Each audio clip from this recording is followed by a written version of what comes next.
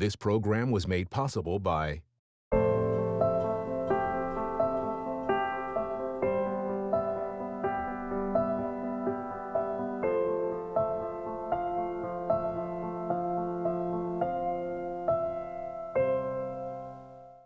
a grant from Anne Ray Foundation, and by contributions to your PBS station by viewers like you. Thank you. I never expected to be so health conscious because of where I'm from. I love New Orleans food, but it'll kill you. I never expected to just enjoy life the way I'm enjoying life. I never expected, I really never expected to just enjoy talking to people I don't know. I just never expected, never.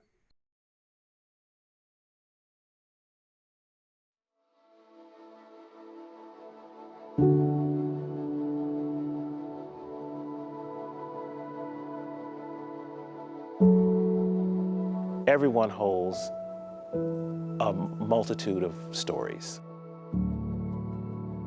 And to be able to be in an environment where you're comfortable and you're safe to share those experiences, and then have those experiences artistically developed into something in that moment, it has a magical quality about it.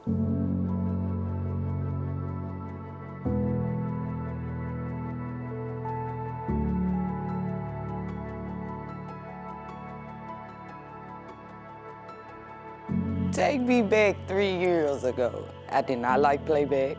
I didn't want to come to playback, but I didn't have no choice. I was told, like, I was in a program called Lifeline to Success. That's how I ended up with Miss Virginia. So when we got to playback, I'm looking at, what they doing, and I'm like, I'm not with this. And then she got to talking about opening us up and talking to us.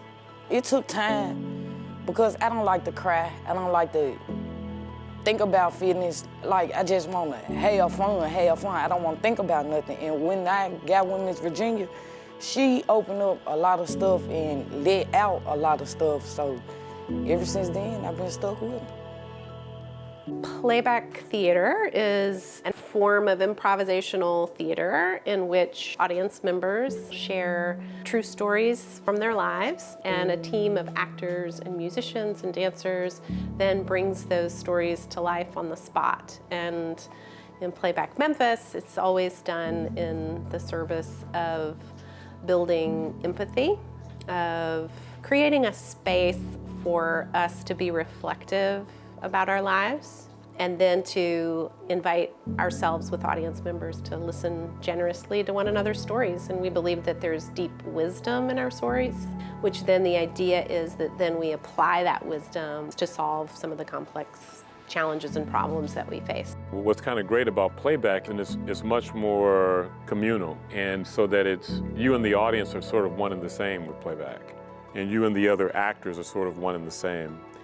And to do this type of theater, it's improv, and you got to listen so that you could be filled up with the story that the audience are presenting. And so I think that that's the difference. That people come and they bring what they have to the table. The people trust us to bring these stories to life. And so listening is a big part. That's obviously what playback is about too. As we say, deep and generous listening.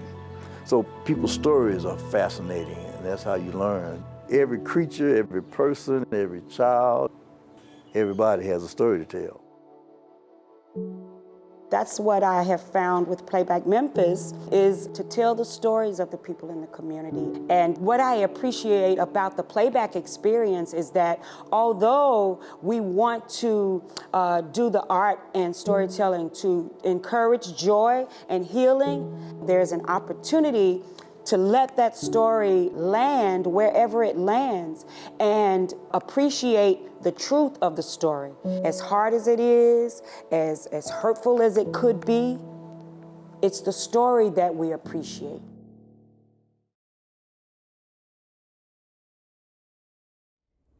People my age, my generation, probably expected to be getting their license, graduating, having their 16th birthdays, And this was all just unexpected.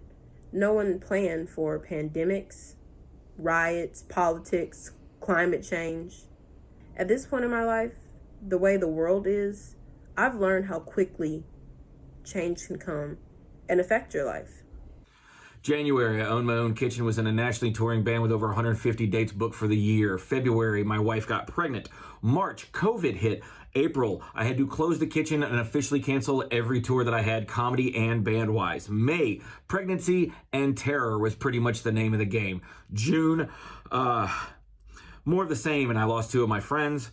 July, we started trying Heels TV episodes to find some kind of sanity and to bring back some kind of happiness. August, I got a job at a pizza place. It was great to be back, but terrified to be in public. September, I was getting ready to be a father, desperately trying to stay clean. We released 2 self-help records to try and maintain some kind of thing of normal. October, I became a father. Gideon rules. November, I lost 3 of my closest friends that my son will never meet. December, I'm just trying to keep my head up.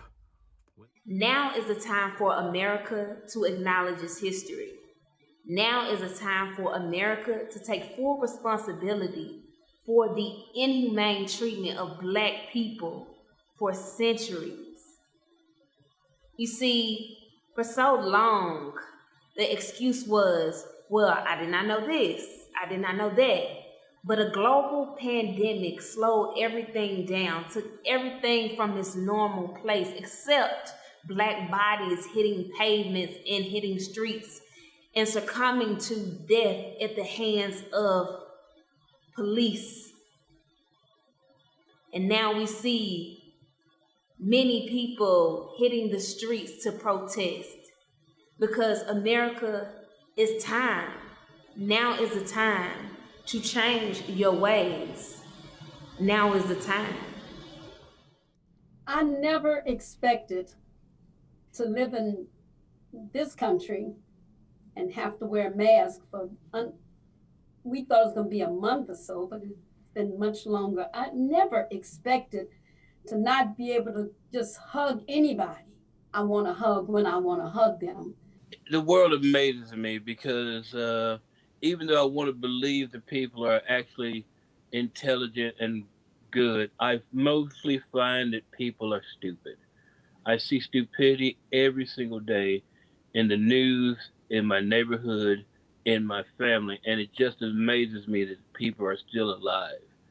I never expected to get the coronavirus. As I have it right now, I am quarantined now for Christmas. What a great present. There's so many people I want to thank for this.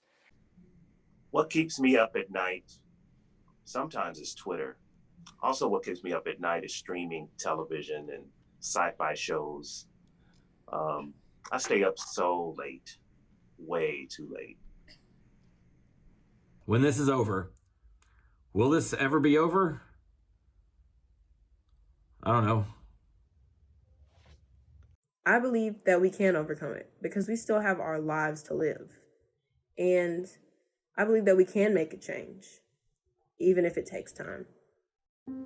It seems that these times have created a space where those things that are most uncomfortable, like race and religion, or the things that come with those things, there has been a greater awareness, whether it's by choice or by force. And I do appreciate that Playback has not shied from those subjects, nor have they shied from sharing those stories. When we talk about Memphis as a place where race has definitely been a big deal, sometimes having this artistic approach has allowed that space to not necessarily be comfortable, but to be safe, so that we know, in spite of whatever is our history is, or whatever it is our experiences have been, whatever is going on in the world, the art allows us to do that with authenticity. The murder of George Floyd definitely had, a huge impact. Angry, full of rage, hurt, disappointment, and just sick, disgusted, to be quite honest, with the American justice system. And disgusted that after all these years, after all these decades, in the 20th century, going into 21st century, that could happen. And then at the same time being encouraged, I wasn't alone. The whole world was outraged. You know, yes, there have been many horrific things before the George Floyd thing happened. For whatever reason, that one hit in a way where we were all just kind of sitting still. And we kind of had to see it. We were galvanized. We were already faced with so much with the pandemic going on, and the summer of 2020 just kind of pushed us literally into that space of addressing it. Initially, just unfathomable that we would adapt our performance art to the virtual space, because it is the primacy of being physically connected to one another.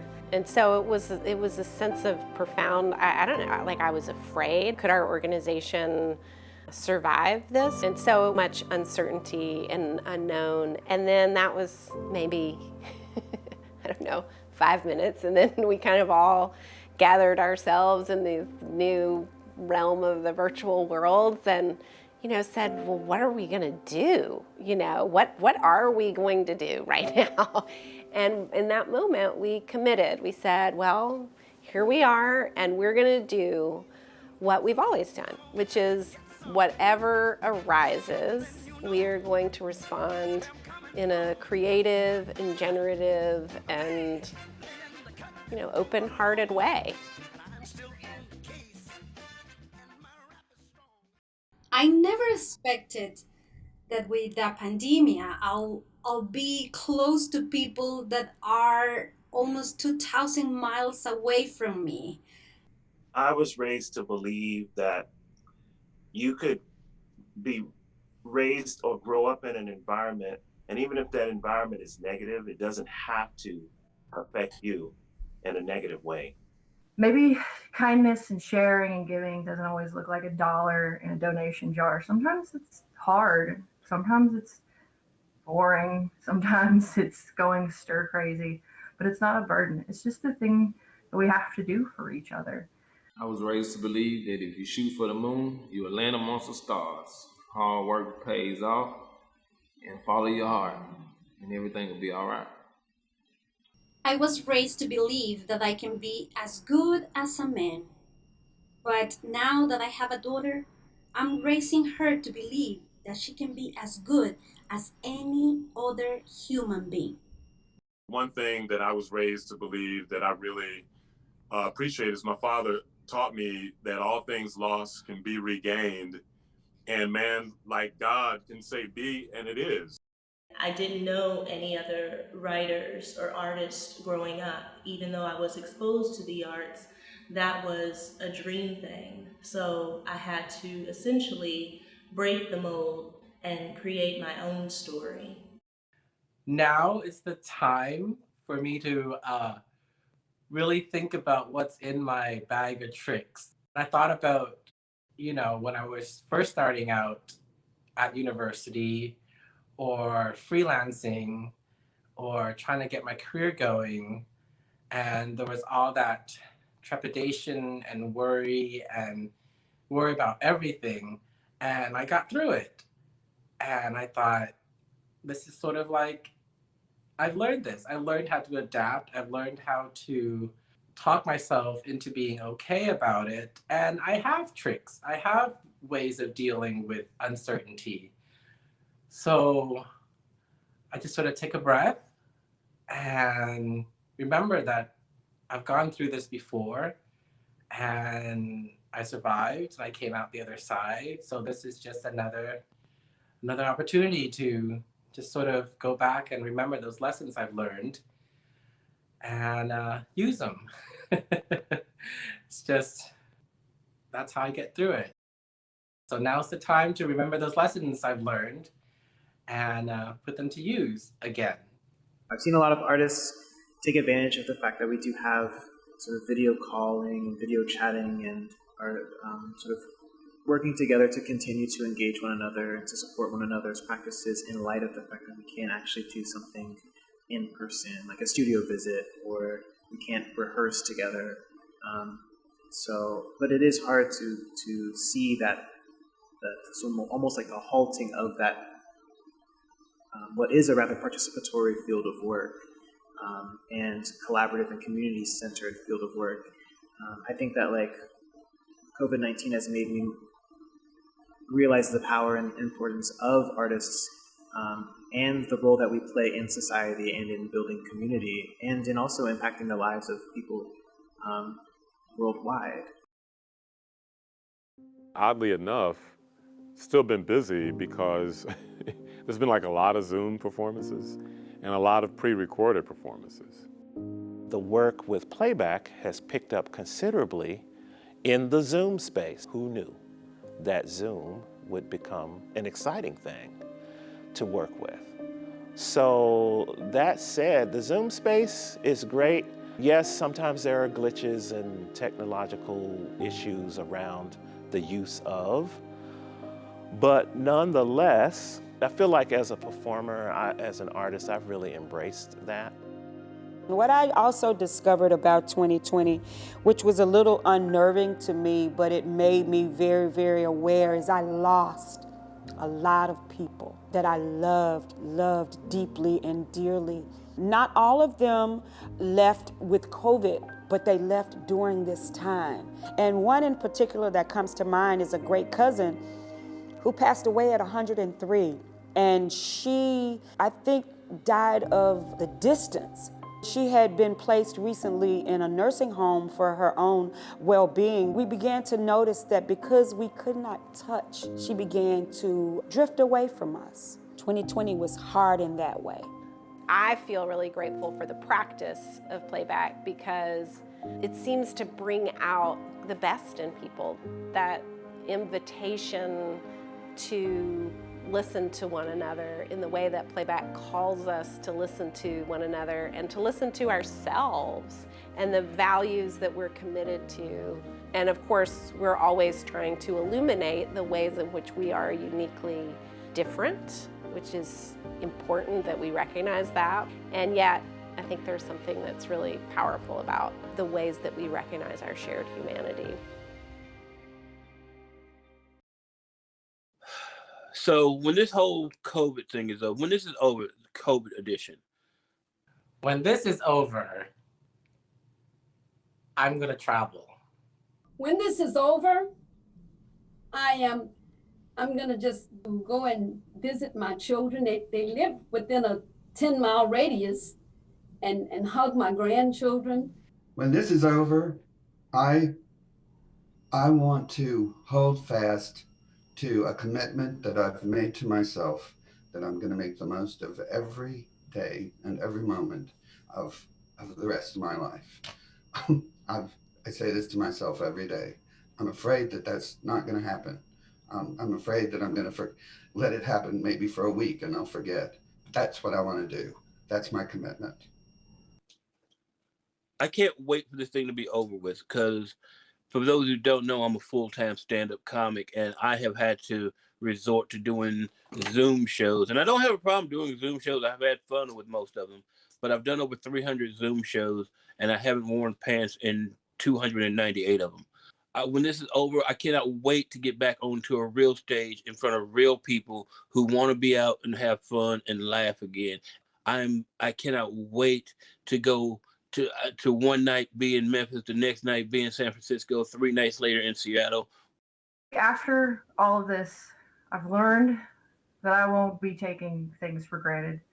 I won't ever be too tired to take a walk with the kids. I won't ever take for granted a chance to perform or see live performance, or even little things like being able to go to the grocery store for something I need right now. I have had enough later. I'll do it later for the rest of my life. I'll never put it off. I'll never forget that maybe this is the last chance I'll get to stop by and see a friend and get a hug and all of those things. No more of that. No more being too grumpy to have a good time, because I've had all of the grumpy laying on the couch that should last me for at least a few decades. When this is over, like, I just want everything that I got to do to get to my success, to be there right in front of me. Like, I don't want no distractions in my way. Like, I just want to go, go, go, go, go. I just want to be successful. Ever since I've been young, I've wanted to be an actor, and I've wanted to inspire people with the way I act and the way I do things. And quite frankly, I just don't want to be forgotten. When this is over, I'm gonna go outside, take my shoes off, and just waddle around in the grass. The biggest thing this coronavirus pandemic has done for many of us, whether we know it or not, it's been a reset for us to really evaluate ourselves and were we doing everything that we could to be a better person, to be a better neighbor, sister, or even be better to ourselves. When this is over, we're going to have fun again. I want everybody to have fun, learn to laugh. There's too much hatred going down in this country right now. There's too much of that. I want us to have fun again. I want us to laugh at the darkest part of reality that we've had to suffer through over the past 12 months. I want us to laugh again. That's what I want to do when all this is over.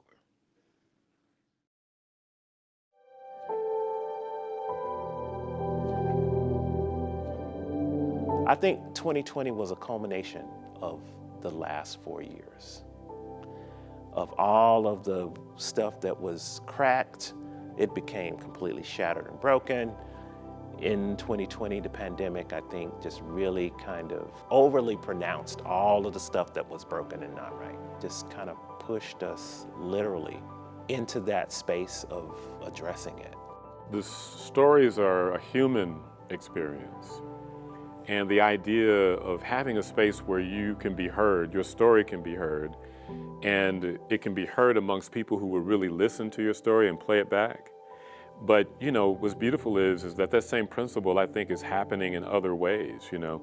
I think that there's stories that are being told via film, television, in theater as it relates to Zoom or pre-recorded, where people are hearing the need to express some of the things that have been suppressed. And so I think that that's where the hope is, because I believe it's the human experience, is when we are all able to connect in the space of who we are as human beings, that I believe that things can really, really turn around. I can't wait till I'm able to touch my playback pals and tell them I got their back. Just to even be in the studio with them, just to perform and see the audience, because they make me feel like a little celebrity. Like, that's how I know God finna bless me and my teammates with a successful thing, because we were doing great things before the pandemic came. The pandemic put it on hold, and I feel like it put it on hold for us to explore and learn new things. We learning new things through Zoom. So when we do get back on the floor and get in action, it's gonna be amazing, because like it's a lot of stuff that they ain't seen, that we ain't even put out there just a little bit like we normally do. I can't wait. I can't wait. I'm ready. I'm hoping that the world will begin to see the work that's being done in Memphis, because I think that it is so necessary to know that there is this one story that is highlighted. Oh, Memphis is full of violent crime, and oh, the race relations are as bad now as they once were. But then to see these people from all different walks of life, and to see this one platform where storytelling, your story and my story, is valued, and we get to share those stories in a way that creates a whole nother dynamic about what's happening in Memphis. And we get to witness that story. No, it doesn't change overnight. No, it's not the same for every household or every person in blue. But if we're given the opportunity to see that these stories do live, and that they are real, and that they do, in some small way, create change, then that's something that we have to work towards, something that we have to celebrate. And so I very much appreciate those opportunities as an ensemble member, because I know the work is not always easy, but it's always necessary. We're hoping to create spaces of real belonging, a place where everybody feels that they matter. We say a lot, with trust, almost anything is possible. and without it, almost nothing at all. And I think people feel that trust.